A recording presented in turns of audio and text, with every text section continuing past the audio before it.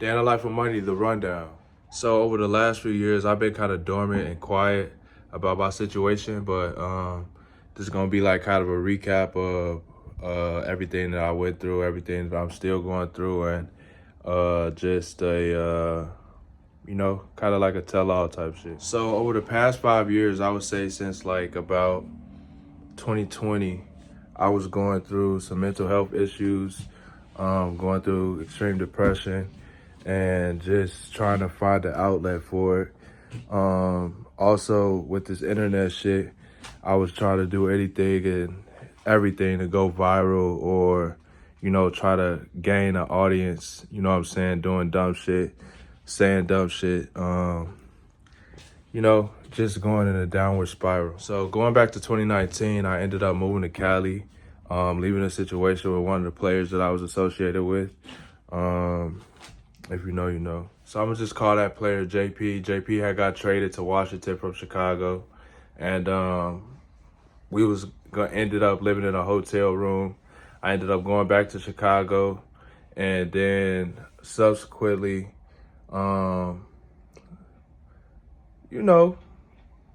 conversations was had, and I ended up moving to Cali, leaving the situation that I was in. That first summer in Cali was good. I was working with a sports agency named ISC. During that time, I was doing a pre-draft camp with the great Chicago great Will Bynum. He brought me on to a situation that he didn't have to bring me on to.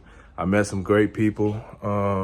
Shout out Jordan Dubar, shout out Scoop Jardine, that was working with me.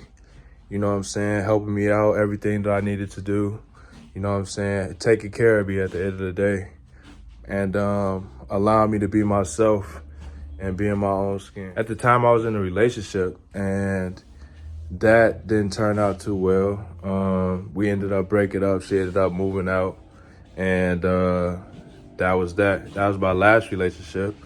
I want to say that was like 2019 time, around going into 2020. Then the pandemic hit. This was a very, very rough time for me because I'm a social butterfly. I was a social butterfly. Right now, I'm kind of like, I can't call it sheltered unless I'm sheltered myself. But right now, I'm kind of like a people watcher. You know what I'm saying? I just sit back, do my own thing, not really getting into any conversations or getting into anybody's business or even trying to be, buddy with anybody at this point. But the pandemic happened and my life basically went to shit. It was a big shift in my paradigm because we weren't able to go outside. We had to wear masks. They shut down all the clubs. They shut down all the gyms. These were things that I did frequently, club and gym. Things that I enjoy, things that was a part of my lifestyle, things that helped me be around people that pushed me and knew me and circles that I was in, things of that nature. And I started battling mental health issues and things of that nature. Things went to shit. Fell out with the sports agency. People started lying on me to people that was close to me. That really affected me.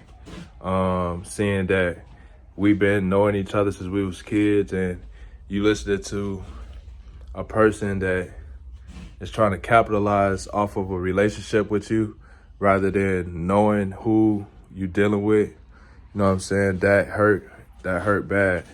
And I burned some bridges along the way. Fast forwarding through time, I was making a lot of bad decisions, crashing out. I'm gonna just call it crashing out. I was crashing out. And I just got to a point where I really didn't give a hell about anything. I didn't care. I was breaking the law a lot. I was drinking all the time. You know what I'm saying? I drank every day. I was drinking every day at this point. Even when I didn't have money for liquor, I was going in the liquor store, stealing liquor. It even got to the point where I was bear maced, and that was the only reason I stopped stealing. During my time of struggle, one of my close friends reached out to me. I'm gonna call this close friend KN. He reached out to me and he wanted to help. He ended up flying me out to Miami and just, you know, checking on me, showing me love. And then fast forward from that, he was traded to the Los Angeles Lakers and he took me in again. Allowed me to be close to his family, allowed me to be around, allowed me to, you know, be in big houses, nice cars, things of that nature. And my mental capacity wasn't locked in per se to capitalize off the situation that I was in. I would say that if it was me, I wouldn't have fucked with me at that point in time. I really commend him for allowing me to be around him, allowing me to see the things that I was able to see, meet people that I was able to meet, and even have a voice in what was going on. I know that during that time, I was making a lot of mistakes. I was doing a lot of bullshit, and it was almost like, you know, what's going on? What you going through? Like, what's really going on? It even got to a point where I stopped talking. I'd come around and not say a word for months at a time, and he was still putting up with me. So that's a situation that I really, you know, thank God for. And, you know, having people in your corner like that is something that should not be looked over, and I will always hold that person dear to my heart. Battling demons in my own head and, you know what I'm saying, not living the way that I wanted to live. I ended up burning that bridge in a major way, which ended up leaving me incarcerated. I was locked up for about 7 months in the LA County Jail. Some things went down in there. Had to catch some fades and shit of that nature. But it taught me a lesson of humbleness and patience and also survival skills. I just want to extend an apology to everybody that I rubbed the wrong way, everybody that was reaching out to me at these points in times. I wasn't in the right state of mind. I wasn't myself at the time.